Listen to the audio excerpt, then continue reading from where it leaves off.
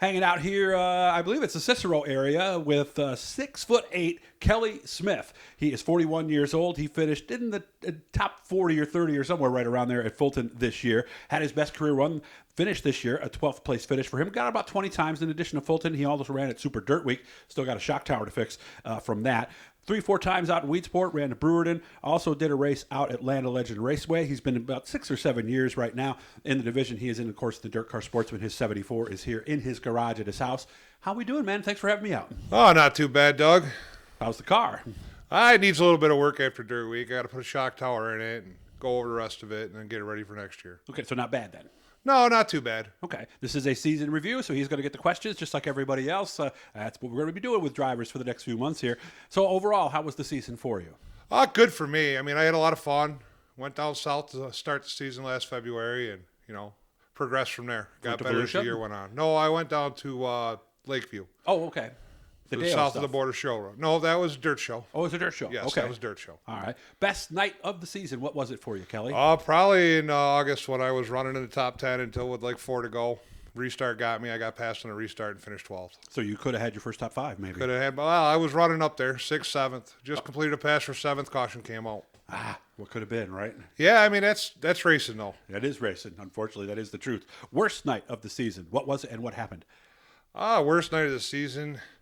Really didn't have a horrible night this year. Oh, that's good.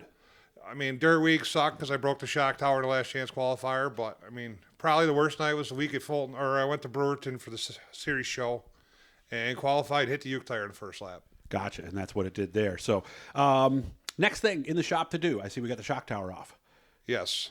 Okay. Then I got to go over the car, make sure nothing else broke or bent, and make sure no welds are broken, and figure out what I'm going to do next year. Gotcha.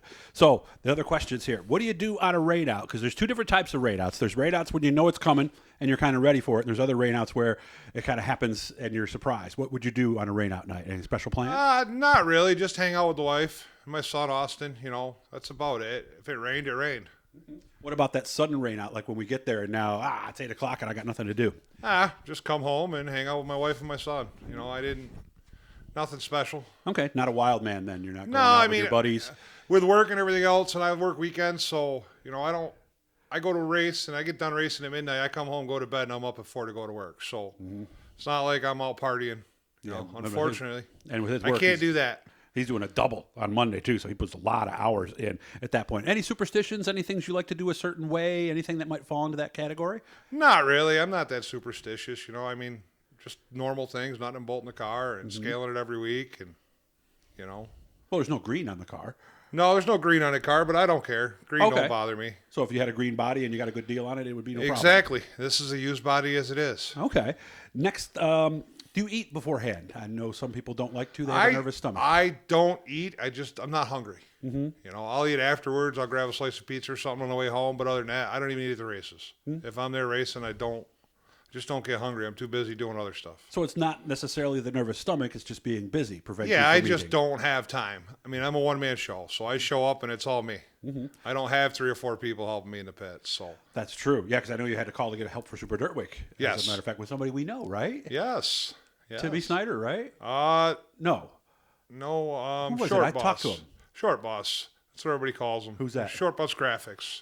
I can't think of his actual name. Oh, okay. All right. You just call him Short Bus. Yeah, Short Bus. Okay. All right. So when you are hungry after the race, do you have a particular place you stop? I just hit up like Burn Dairy on the way home. They usually had hot pizza at the counter. Oh, okay. And even at midnight, it's still okay? Yeah, even at midnight, it's still okay.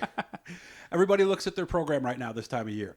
There's usually something we'd like to upgrade, whether it be the chassis, whether it be the trailer, whether it be the hauler, perhaps a new engine. What are you looking to upgrade in? Right now, this year, really nothing. Just a body. Just a new body. Yeah, I'm waiting for Dirt to come out, see if they're going to change the body rules. If not, then, we'll go from there. But not really doing anything until I find that out. Okay. I want to say thanks, by the way, to Garofalo's Importing. They've been supporting us a lot this offseason. We'll be going up there. They still have that apple sausage, guys, so make sure you get up there and get it. We'll be going to the Northeast Racers Auction and Trade Show here soon? Yeah, I'll be down there checking stuff out and looking around. Looking for anything in particular? No, just kind of looking. Like I said, I mean, there's some parts I need from TO. I might have them bring them up, and I know I need a piece for my steering box. I might get a hold of them and have them bring that with them too. Because that really is nice for you guys because, like you said, otherwise you'd have to maybe talk to somebody on the phone, get their attention. Now you can go to this event and talk to everybody directly. Yeah. Yeah, I mean, it helps out a lot. Like, I'll be helping Bob Henry out with his stuff, setting his stuff up. And, over at and helping him get stuff out there. And, I go over there when I'm free and not working. Yeah, and we got one coming up a little bit. Bob's going to show us how he bends tubing for headers, so make sure to look for that one coming up here real soon. So that's the questions as far as that goes. Some other things that is very interesting. Kelly is 6'6", actually 6'8", you said? Yeah, 6'8". Yeah, so you can see how his head is on the on the beam there. Yeah, I got a duck in my own garage. Do you have to duck in doorways and things like that too? I duck on a habit. Okay. Out of habit, I'm used to hitting my head, so I duck. Okay. Now I hit my head on the backside of it because I duck and I catch you here.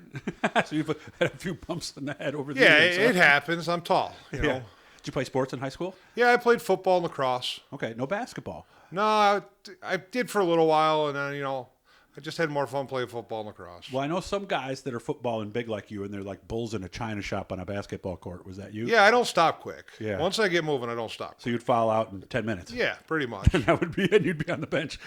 Now, do you also weigh in 360?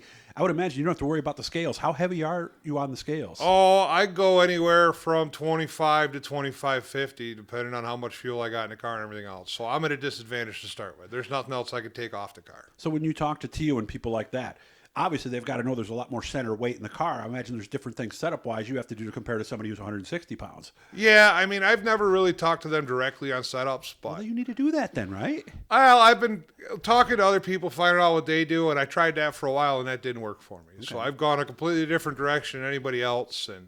I'm trying that, and it seems to be working for me. Well, I know that Bobby and them would love to help you out, so promise me you'll at least ask them at the show. Yeah, I'll talk to them. Yeah, because you're in a unique situation with I am. All the center weight. And I know from talking to other chassis manufacturers that there are things you're going to have to do a little bit differently because of that. Right, so, and I've moved the seat back in this further than anybody else. And so you're getting more bite than anybody else. I got. There's more center mass, and it's a little further back, so I definitely got a little more rear percentage. But okay.